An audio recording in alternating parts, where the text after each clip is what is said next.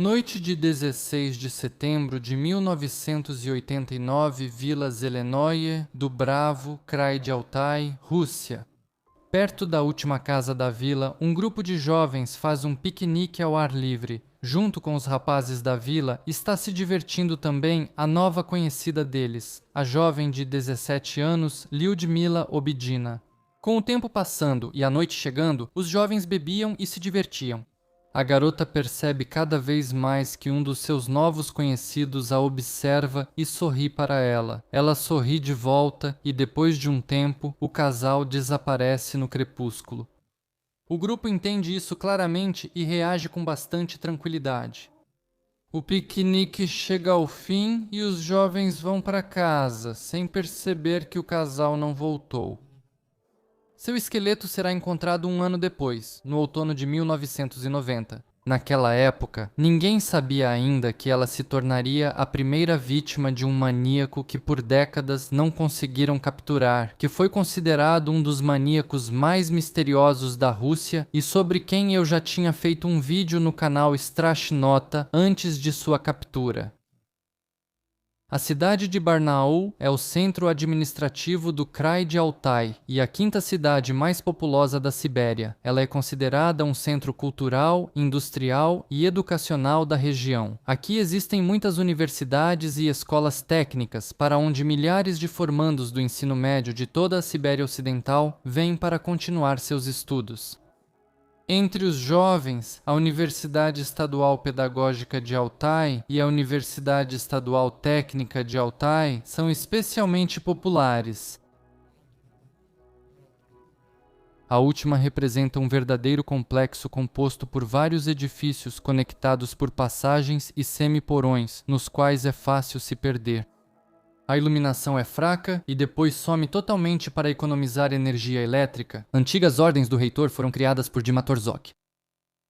Em junho de 1998, a polícia recebe uma denúncia. Desapareceu uma candidata da Universidade Estadual Pedagógica de Altai, a jovem de 17 anos, Yana Shalamova, que veio prestar vestibular e simplesmente sumiu.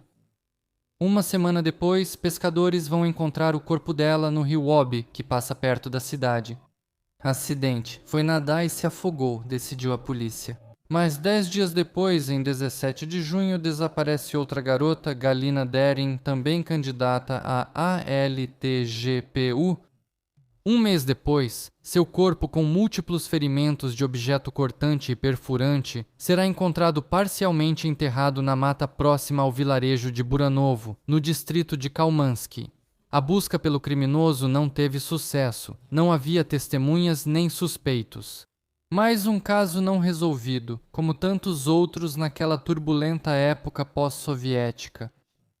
Com o tempo, as pessoas esqueceram as garotas e os casos ficaram arquivados.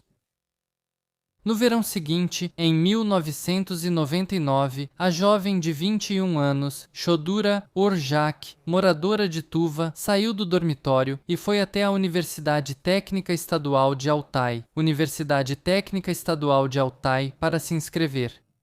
Ela não voltou, os colegas de turma a viram subindo as escadas para o prédio principal, mas depois disso, ela desapareceu. O corpo dela foi achado um ano depois em Vraj, no quilômetro 27 da rodovia Barnaul-Rubtsovsk, no distrito de Kalman. Pouco tempo depois, Svetlana Filipchenko, de 27 anos, desaparece em circunstâncias misteriosas. Ela veio de Novosibirsk para Barnaul em busca de trabalho. Seus conhecidos contaram que ela queria trabalhar como faxineira na Universidade Técnica Estadual de Altai. E em 9 de agosto, antes disso, de Zarinsk, Natalia Berdicheva, de 27 anos, desaparece sem deixar rastros no prédio do colégio cooperativo. Ela também queria encontrar um emprego, mas a polícia relutava em aceitar os boletins de desaparecimento. Talvez saíram para se divertir ou mudar de ambiente, comentavam preguiçosamente no Ministério do Interior. Ninguém se apressou em buscar as desaparecidas, nem compararam os fatos dos sumiços das garotas. Nas universidades da cidade, em 2000 havia muitos interessados em ingressar na Universidade Técnica Estadual de Altai, cerca de 8.000 pessoas, Yulia Tekhtiekova demorou para entregar os documentos, pois ela ficava assustada com os inúmeros prédios e os corredores complicados da universidade. No entanto, em 29 de junho, os pais a obrigaram a ir à comissão de admissão, lembra Nadezhda Tekhtiekova, mãe de Yulia Yulina. Falei: "Mãe, lá tem catacumbas", disse. "Yulia, lembra de algo? Se não, pergunte a alguém. Você já é adulta." Naquele dia, literalmente a empurrei para ir.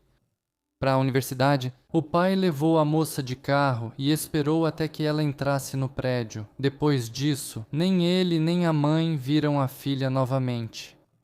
Naquela mesma noite, eles procuraram a polícia, mas lá decidiram que Yulia simplesmente fugiu de casa e logo voltaria. Lágrimas surgem ao lembrar o último dia da filha, mas o passado é irrecuperável. Em 12 de julho, Helena Anisimova desapareceu em um novo incidente. A jovem de 18 anos foi se inscrever na Escola Técnica 35 e desapareceu sem deixar rastros, mais uma vez sem testemunhas. 2 semanas depois, em 28 de julho, a mãe de Liliana Wozniuk, de 16 anos, procurou a polícia para registrar um boletim de ocorrência. Durante as provas de admissão, a garota ficou no dormitório estudantil. Ao não retornar ao quarto, suas colegas ficaram preocupadas e avisaram sua mãe. Enquanto isso, os assustadores desaparecimentos continuavam. Em 1º de agosto, no prédio da ALTGPU, a candidata Olga Shmakova desapareceu sem deixar rastros ao entregar os documentos para inscrição na universidade. O pai de Olga foi à delegacia registrar boletim de ocorrência, mas demoraram para fazê-lo. Após um escândalo e a promessa de relatar o abuso a Moscou, o investigador começou a trabalhar relutantemente. Se na época os investigadores tivessem analisado todos os desaparecimentos, teriam notado um detalhe curioso: todos ocorriam às terças-feiras. O pai de Shmakova tentou falar sobre isso, mas nem sequer quiseram ouvi-lo. "Você vai ensinar profissionais, investigadores experientes?" 8 de agosto, terça. E novamente desaparece uma garota de 17 anos, Angela Burdakova, uma bela loira de cabelo curto. Ela escreveu um pedido de inscrição para o curso pago da Faculdade de Tecnologias Alimentares e saiu para o corredor com o formulário. Desde então, ninguém mais a viu. Os pais de Angela ficaram alarmados no mesmo dia, lembra a mãe de Angela, Tatiana? A denúncia só foi aceita no dia 9, ligações, nenhum resultado. Naquele período, junto a outros pais, fomos recebidos pelo vice-prefeito Bavarin e relatamos o desaparecimento de nossos filhos. Ele disse: "O que é isso? Vocês querem virar a cidade de cabeça para baixo por causa dos seus filhos? Estamos prestes a comemorar o dia da cidade." Mesmo assim, os familiares continuaram e espalharam panfletos com fotos das filhas desaparecidas pela cidade. Interrogaram professores e pós-graduandos da universidade, mas ninguém viu ou ouviu nada, e alguém começou a arrancar os panfletos durante a noite de propósito. Depois que Angela desapareceu, a polícia finalmente decidiu tentar pegar o criminoso usando uma isca viva. O alvo passaram a ser as garotas da escola de polícia, que vestiram saias curtas e andavam pelo campus da universidade, enquanto policiais faziam plantão no pátio. No entanto, o criminoso não prestou atenção em nenhuma das cadetes. Depois de alguns dias, os investigadores cancelaram esse disfarce. De repente, o criminoso já está longe, e esse tipo de atrocidade não vai mais se repetir. O pai de Olga Shmakova esperava com horror a próxima terça-feira. Será que sua suspeita se confirmaria? E então, em 15 de agosto de 2000, numa terça-feira, a estudante Ksenia Kirgizova, que havia passado recentemente no vestibular, chega à universidade. Ela queria pegar sua carteirinha de estudante, além de limpar as janelas e as carteiras antes do início do ano letivo. Porém, não sei se ela realmente quer limpar algo. De qualquer forma, ela tinha que fazer isso, foi por isso que ela foi lá. Rápido. Depois de terminar o trabalho, ela foi para casa com a amiga, mas de repente lembrou que precisava perguntar à comissão de admissão sobre as condições para transferência para uma vaga gratuita. Ela precisava atravessar um longo corredor de um prédio para outro, mas isso não a assustava, pois parecia que nada de ruim poderia acontecer com ela dentro da universidade. No entanto, Ksenia nunca chegou à comissão de admissão. A garota desaparece como as anteriores. Os pais, ao perderem a filha, também procuram a polícia, onde as garotas somem. O que está acontecendo nas universidades de Barnaul? A cidade estava entrando em pânico. As estudantes tentavam ir juntas para as universidades e escolas técnicas. Os pais as acompanhavam e também iam buscá-las à noite.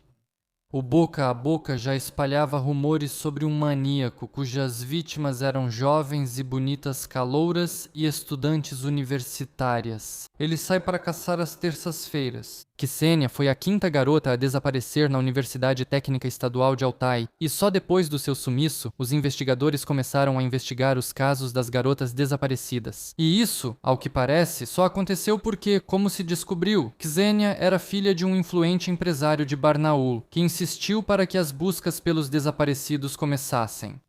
A quem desse qualquer informação sobre o paradeiro da filha, Vladimir Kirgizov prometeu pagar $50.000 e só a intervenção de Vladimir Kirgizov fez o caso dos desaparecimentos sair do ponto morto.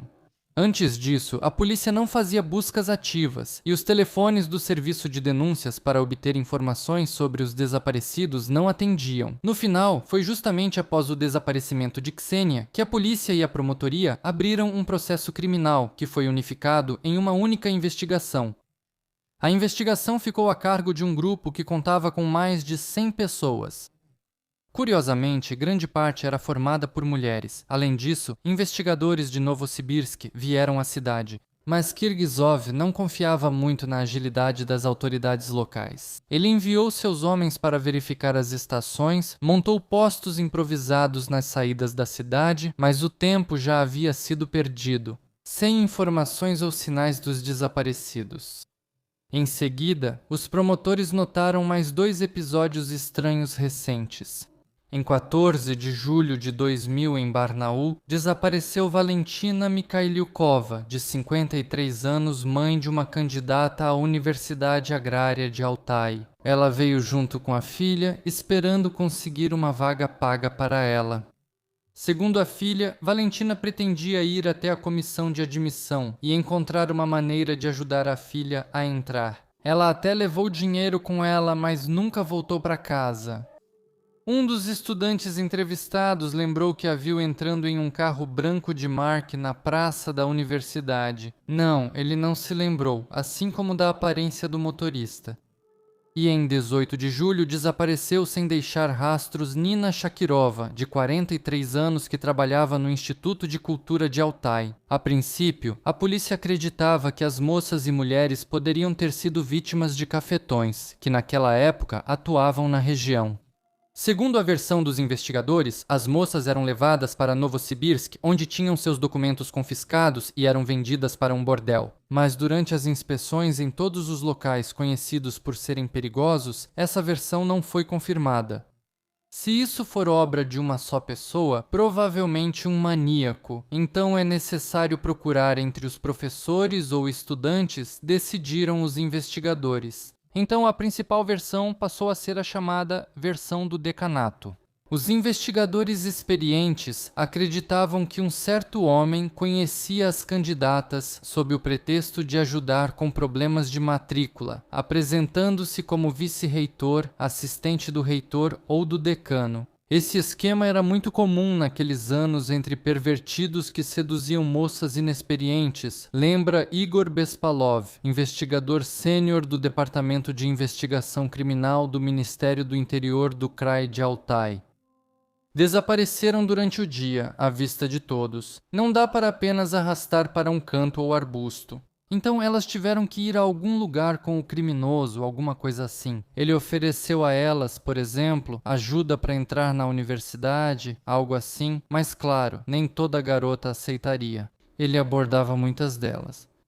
Começaram a entrevistar alunas, candidatas e professores. Outras versões foram consideradas, mas todos os esforços se concentraram na hipótese do decanato, vista como mais promissora. Durante a investigação, foram entrevistadas 35.000 pessoas, professores, funcionários, estudantes e candidatos. Algumas candidatas contaram que durante o período dos exames encontraram um homem que lhes ofereceu ajuda para ingressar na universidade. Idade entre 40 e 45 anos, porte físico mediano, altura entre 1,75 e 1,80 metros, cabelos castanho escuros, corte militar, traços faciais regulares e agradáveis. Foi feito um retrato falado, que foi exibido na televisão local de acordo com o retrato falado. Funcionários da Universidade Técnica Estadual de Altai reconheceram um de seus colegas. O decano de um dos departamentos realmente costumava se aproximar de candidatas atraentes com a intenção de passar um tempo agradável.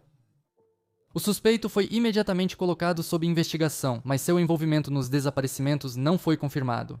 Ao todo, foram feitos 71 retratos falados de pessoas que ofereciam algum tipo de serviço às candidatas nas universidades de Barnaul. Também foram verificados os proprietários de carros no estacionamento próximo. Paralelamente à investigação do caso das candidatas desaparecidas da Universidade Técnica Estadual de Altai, as autoridades também desvendaram outros 36 crimes relacionados à conduta imoral de professores na própria Universidade Técnica Estadual de Altai. Foram identificados casos de suborno, assim como assédio sexual por parte de professores contra alunas e candidatas.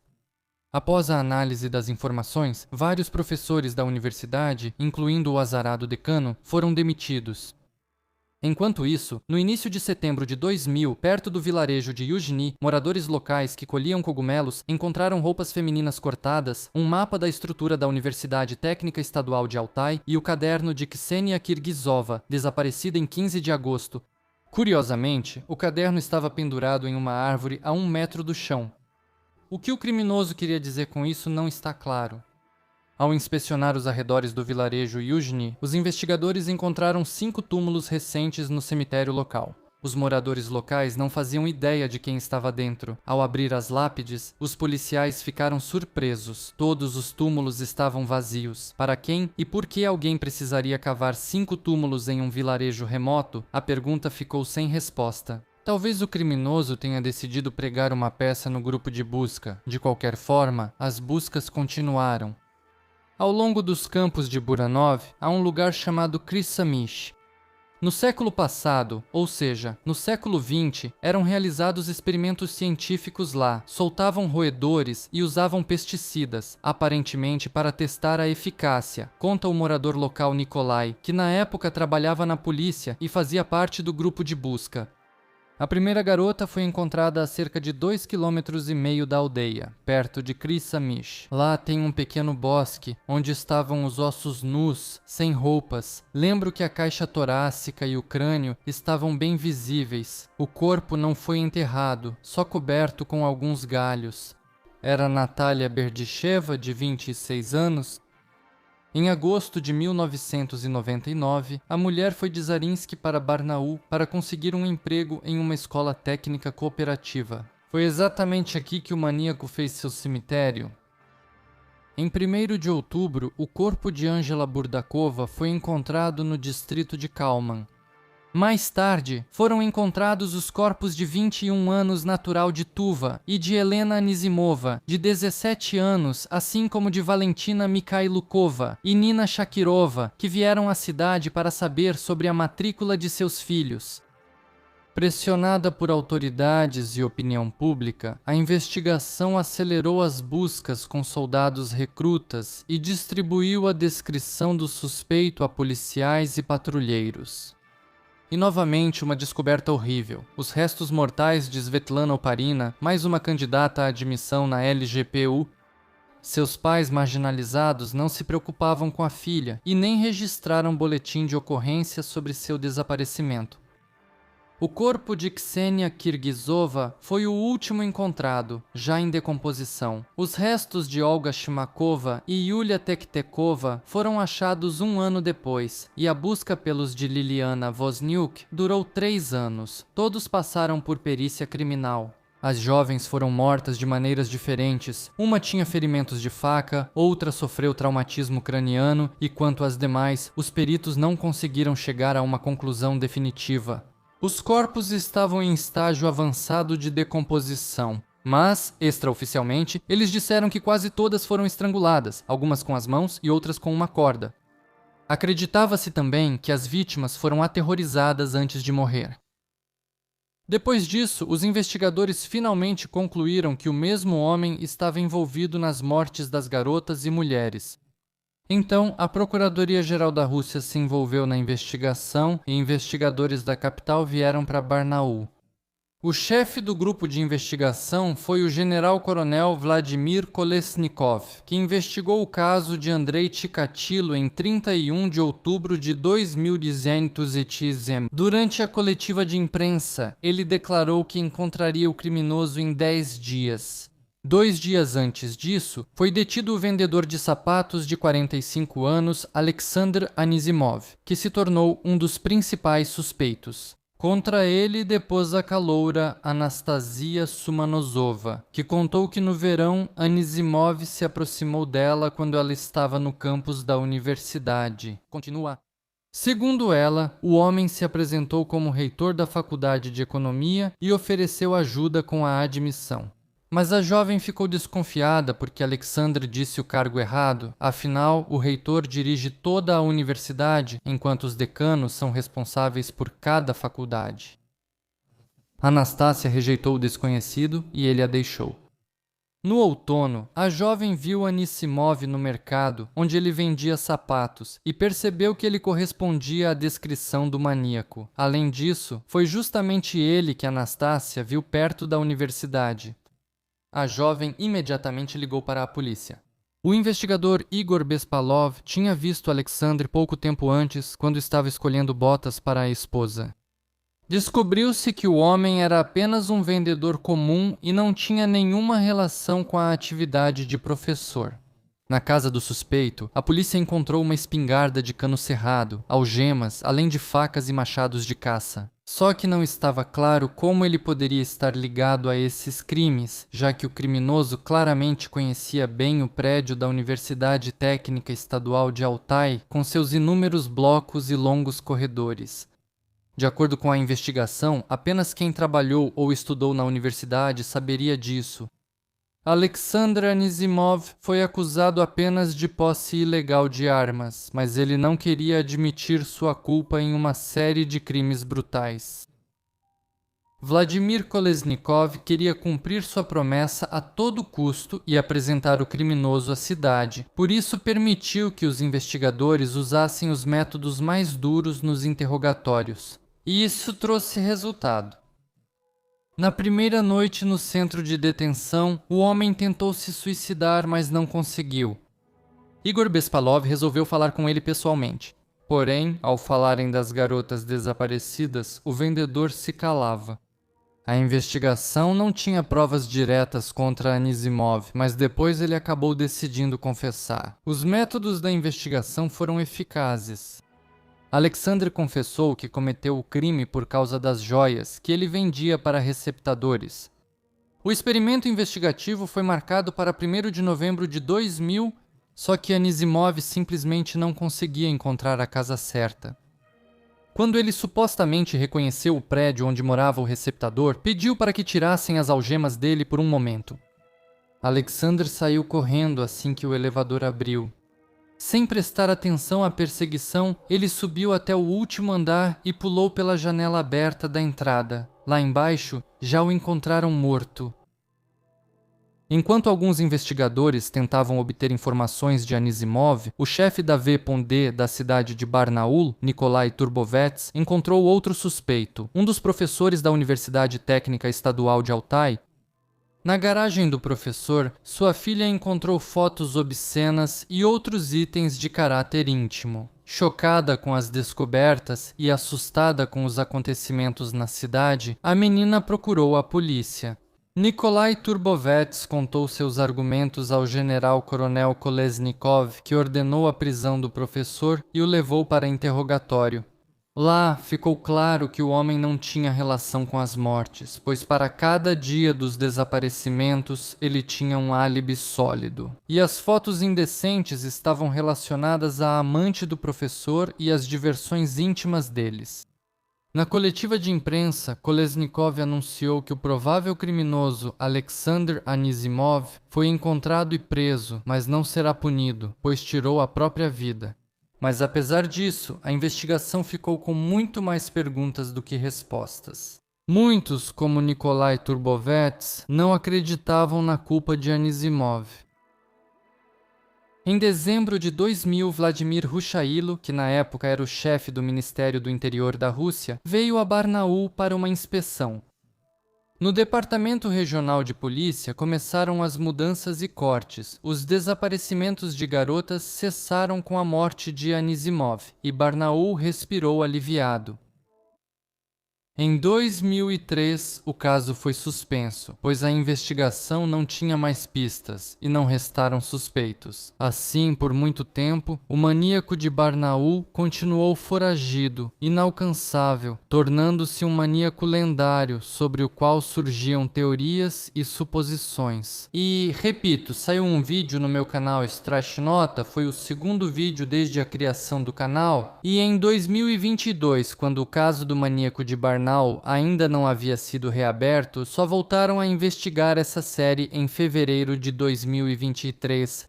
Como diz o vice-chefe do Departamento de Criminalística do SUECK da Federação Russa na região de Altai, Roman Shapoval, a investigação de casos não resolvidos de anos anteriores é uma das principais prioridades do Comitê de Investigação, e eles retornam a esses casos regularmente utilizando novas metodologias de criminalística.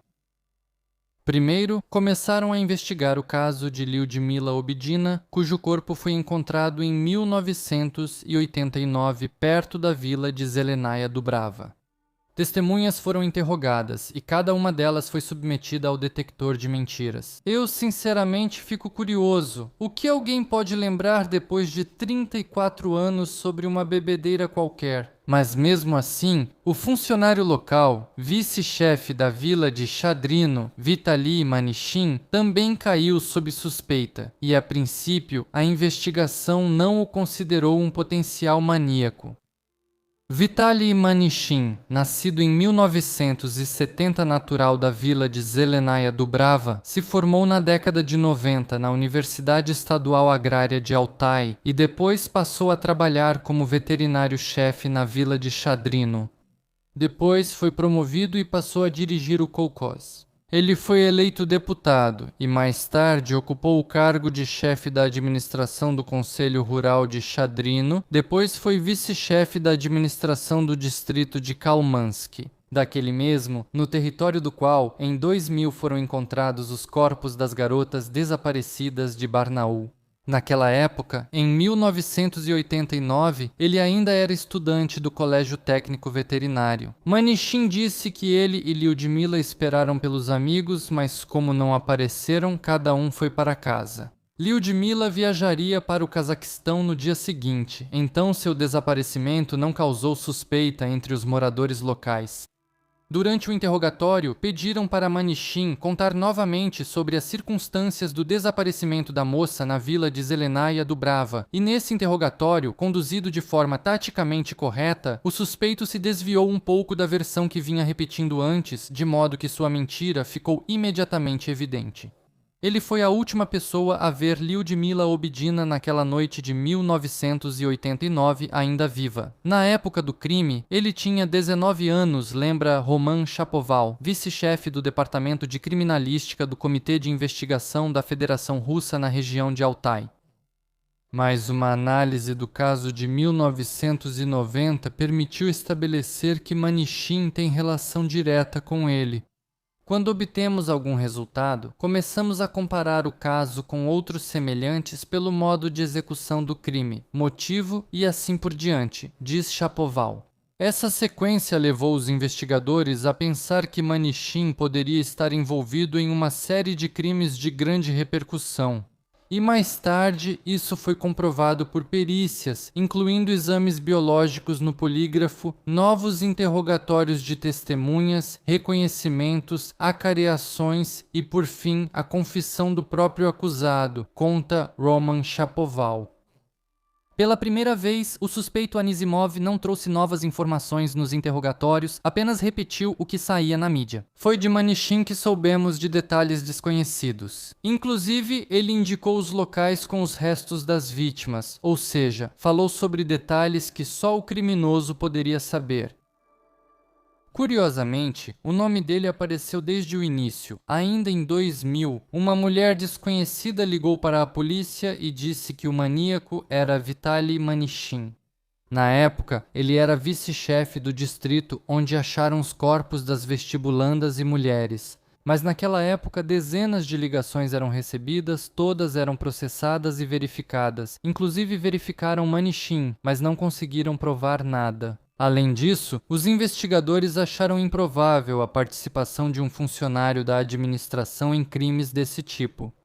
Ivan Zelensky, investigador sênior do Comitê de Investigação da Federação Russa na região de Altai, foi um dos que mais conversou com Manishin durante a investigação, segundo ele lembra. Ele causa a impressão de ser uma pessoa inteligente e instruída, com fala articulada, habilidade de formular perguntas e responder de forma detalhada, o que facilita a comunicação.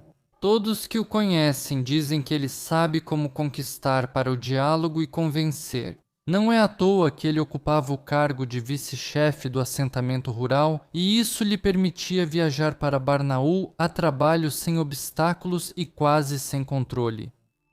Além disso, todo verão ele fazia cursos de aperfeiçoamento e orientação profissional em diferentes universidades, de acordo com o cargo que ocupava.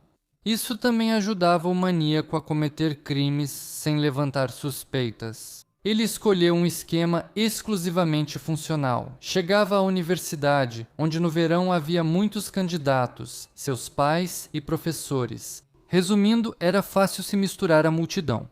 Nela, ele encontrava garotas simpáticas e inteligentes, começava uma conversa com elas e, durante o papo, insinuava que poderia ajudar com a admissão, explica Ivan Zelensky.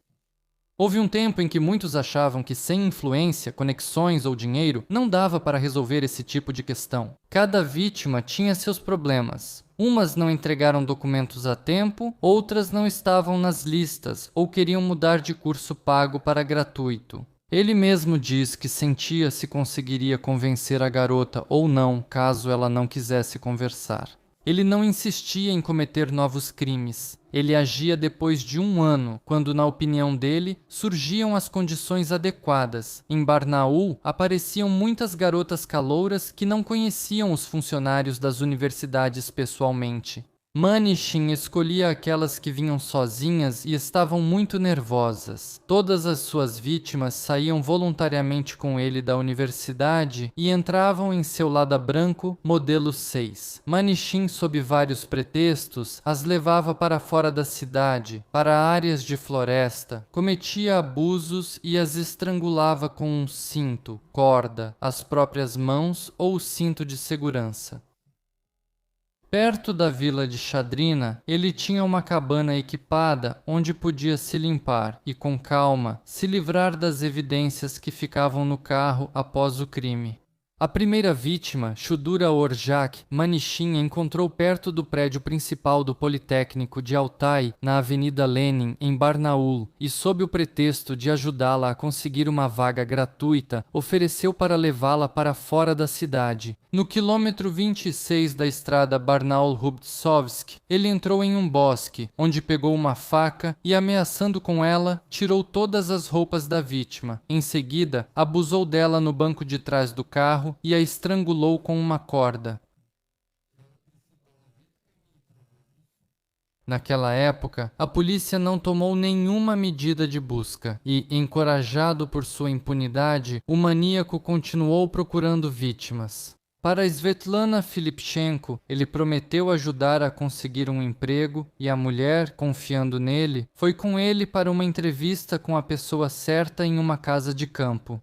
Quando tudo terminou, ele jogou o corpo da infeliz mulher nos arbustos da floresta e o cobriu com galhos secos. Ele encontrou Natalia Berdicheva na entrada da ALTGPU, conheceu-a e prometeu ajudar a providenciar os documentos com a pessoa certa em uma casa de campo. Depois de colocá-la no carro, ele foi para fora da cidade, escolhendo um lugar isolado. Ele já estava agindo de acordo com um plano bem ensaiado. Manishin tirou o corpo do carro e o jogou em uma pequena ravina, onde o cobriu com terra e galhos. Os restos dela foram encontrados apenas 20 minutos depois. 3 anos. Uma das garotas, Olga Shmakova, ele tirou a vida com um golpe de extintor de incêndio na cabeça. Ela resistiu desesperadamente e ele decidiu se livrar dela rapidamente. Ksenia Kirgizova, de 17 anos, tornou-se a última vítima do maníaco do Politécnico.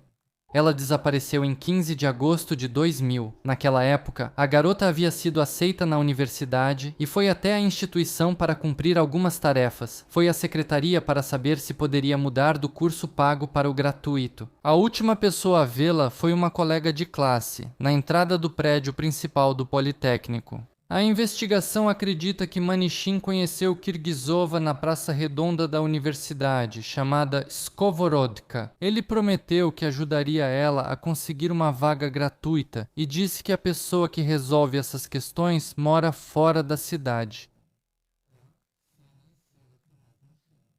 Como Manishin admitiu, ele não gostava de sangue e usava facas apenas para assustar a vítima que não cooperava. Por isso, os investigadores não conseguiram incriminar ele no caso de Galina Dering, cujo corpo foi cortado com uma faca. Legendas feitas por Dima Torzok, que negou envolvimento com o corpo de Yana Shalamova, achado no rio Obi por pescadores. O caso nos demais episódios. No total, Manishin confessou 11 crimes. Ele agia segundo seu próprio método, que não deixava testemunhas vivas.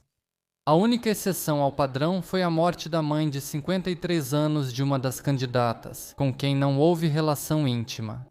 Aqui o motivo foi ganância. A mulher deu a entender ao criminoso que tinha dinheiro e estava disposta a entregá-lo em troca de ajuda para a admissão da filha. E foi Manishin quem pegou esse dinheiro dela, lembra Evgeny Stepanov, conselheiro sênior de justiça e chefe do departamento da promotoria do Krai de Altai para a supervisão das atividades processuais dos órgãos do comitê de investigação. Além da confissão, a participação do acusado em cada um dos crimes foi confirmada por um conjunto de provas materiais. A investigação e a promotoria analisaram cuidadosamente o envolvimento de Manishin em outros assassinatos. É difícil imaginar que um maníaco possa parar tão de repente, mas ele parou e ele mesmo deu a explicação para isso. Eu fazia isso em um período difícil da minha vida. Estávamos nos separando da minha esposa, que não me valorizava e me humilhava, e isso me levou a conhecer outras garotas. Assim que conheci uma mulher que se comportava corretamente, a necessidade de cometer crimes desapareceu e eu parei. Veja só, preste atenção em como isso acontece. Mas os investigadores pensam diferente. O maníaco parou depois que houve um grande alvoroço após a investigação e o suspeito Anisimov morreu. Naquela época, Manishin cavou aquelas 5 covas tentando confundir a investigação. Queria que a polícia procurasse um louco e não uma pessoa comum, normal. Ele ficou com medo. A comoção pública, as buscas pelos desaparecidos, o interrogatório das testemunhas simplesmente fizeram seus nervos cederem. Quando o primeiro suspeito morreu, ele pensou que todos iriam achar que era ele o culpado. Manishin queria esquecer. Durante a busca, achamos até folhetos psicológicos com ele sobre apagar a memória. Mas ao mesmo tempo, ele disse que sabia que mais cedo ou mais tarde viriam atrás dele. Naquela época, no outono de 2000, ele vendeu o carro e desde então tentou levar uma vida normal.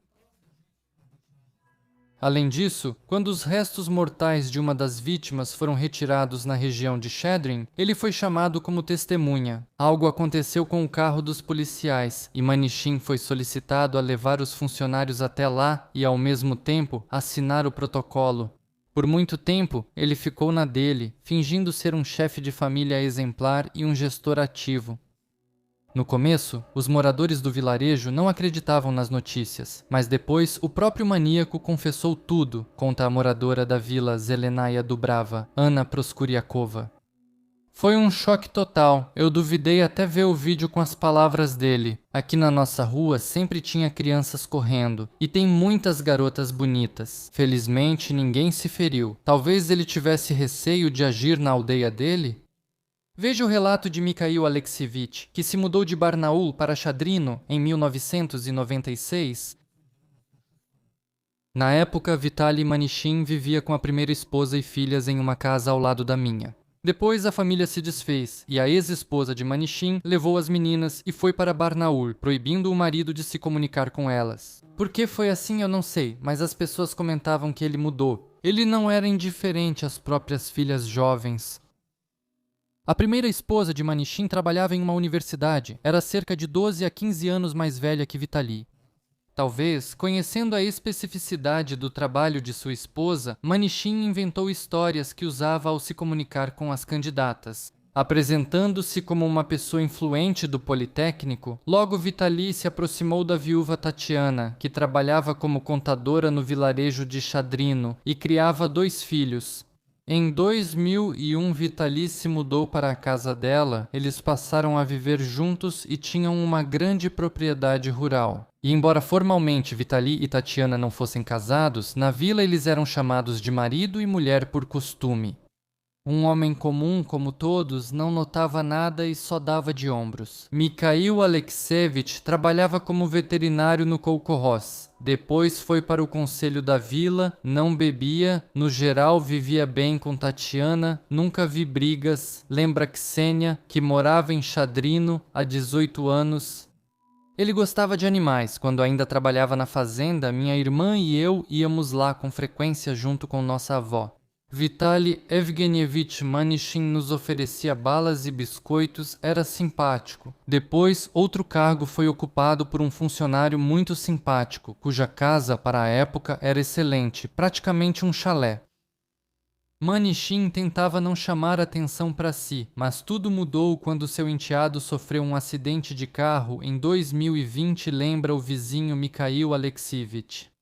Ele promovia o enteado em todo lugar. No final, ele se tornou diretor da escola. Em 2020, atropelou um estudante e foi embora.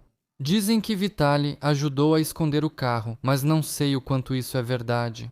De qualquer forma, depois disso passei a sentir repulsa por ele. Qualquer outro teria saído do trabalho, mas ele não.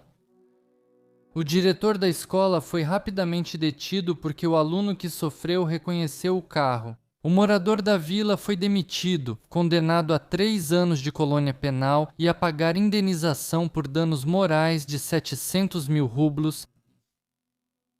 A casa de Tatiana e Vitali agora parece vazia. As janelas estão cobertas com cortinas grossas e, em alguns lugares, com panos. Nos primeiros meses após a prisão do marido, Tatiana ainda conversava com jornalistas, contava como contratava advogados para ele, mas ele recusava todos. Enquanto a dona da casa tenta levar uma vida normal, cuida da casa e da horta, vai ao mercado e, com certeza, recebe visitas. Seu marido, em cuja culpa ela não acreditava.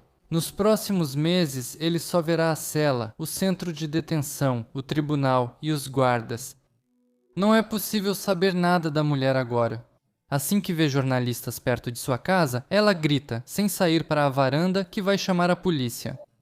Vitali Manichin não tem mais parentes próximos em Zelenaya Dubrava, só um primo, mas ele é alcoólatra. Acontece que o depoimento dele foi decisivo no caso de Lyudmila Obidina em 1989.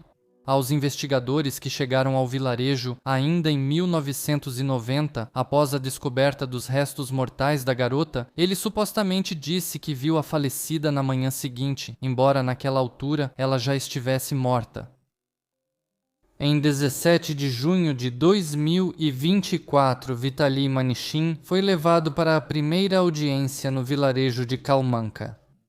O prédio vermelho do tribunal fica ao lado da administração, onde até 2023 ele trabalhava como vice-chefe do assentamento rural de Selo Kalmanka, onde ele atuava como vice-chefe do distrito. Parece bastante próspero e de certa forma agradavelmente rural. Este é o centro do distrito. A vida aqui segue, como dizem, seu próprio curso. Os moradores têm suas próprias pás e, ao que parece, não se preocupam com o que acontece no prédio vermelho, mas sabem muito bem quem será trazido para cá. Aquele que, até alguns anos atrás, andava pela vila, cumprimentava os moradores locais e passava para comprar varenés na lojinha da cidade.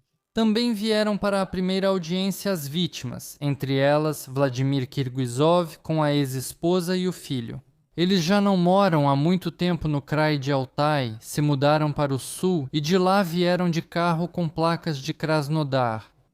Vladimir Kirguizov diz que o sumiço de Manichin incomoda. Então, ele não é um assassino patológico? Provavelmente existem esses, ainda mais porque ele é covarde. Quando fizeram barulho, ele simplesmente ficou com medo e se calou. Quem tira a vida de meninas não pode ser corajoso, normal ou simples. É apenas um canalha e covarde, para dizer o mínimo, afirma Vladimir. Também vieram os filhos de Valentina Mikhailyukova. Ela é a única mulher adulta entre as vítimas, e segundo a investigação, ele tirou sua vida por ganância. Chamaram a atenção os 9.000 rublos que a mulher estava disposta a pagar para conseguir uma vaga gratuita para a filha. A primeira audiência durou menos de 1 hora. Vitaly Manichin confirmou sua culpa, e a juíza explicou às vítimas que cada um dos 11 episódios seria ouvido separadamente. Ao todo, o caso do maníaco do Politécnico conta com 69 volumes. A audiência sobre Ksenia Kirgizova será a última, pois ela é considerada a última vítima de Manichin. Vale ressaltar que a perícia psicológica e psiquiátrica considerou o acusado totalmente são e não encontrou nenhum sinal de distúrbios, inclusive sexuais. Como explicou a advogada Vedana Shershova, mesmo para crimes especialmente graves, existe um prazo de prescrição, que é de 15 anos. Esse prazo pode ser prorrogado caso o criminoso tenha sido colocado na lista de procurados e estivesse se escondendo da investigação. Mas Vitaly Manichin não foi colocado na lista de procurados. No entanto, ele cometeu crimes pelos quais é prevista a prisão perpétua. Portanto, se a isenção de responsabilidade criminal devido à expiração dos prazos será aplicada ou não, será decidido pelo tribunal. O investigador do caso de Vitaly Manichin, Igor Zelensky, confirma isso. Já houve crimes cometidos na União das Repúblicas Socialistas Soviéticas pelos quais os culpados receberam punições severas. O Comitê de Investigação da Rússia em Altai informou que Manichin pode escapar da prisão perpétua pelo prazo de prescrição. O primeiro crime ele cometeu no final dos anos 80, os demais no início dos anos 2000. Os investigadores não descartam que possa haver muito mais vítimas e, de fato, Manichin evitou a prisão perpétua. 1º de outubro de 2025. O tribunal do Krai de Altai condenou o maníaco do Politécnico a 25 anos de prisão, sendo que os primeiros 7 anos ele passará na prisão e o restante em uma colônia de regime fechado. Um dos principais mistérios do true crime russo e dos maníacos russos foi revelado. E o que vocês acham desse caso? Escrevam nos comentários. Por curiosidade, vocês podem assistir ao primeiro vídeo sobre o maníaco de Barnaul no canal Strashnota, quando ele ainda não havia sido capturado e seu nome não era conhecido. Deixem likes, dislikes e inscrevam-se no canal, ativem o sininho e assistam a outros vídeos no Strashnota. Eles são lançados mesmo sem sempre notificações para vocês.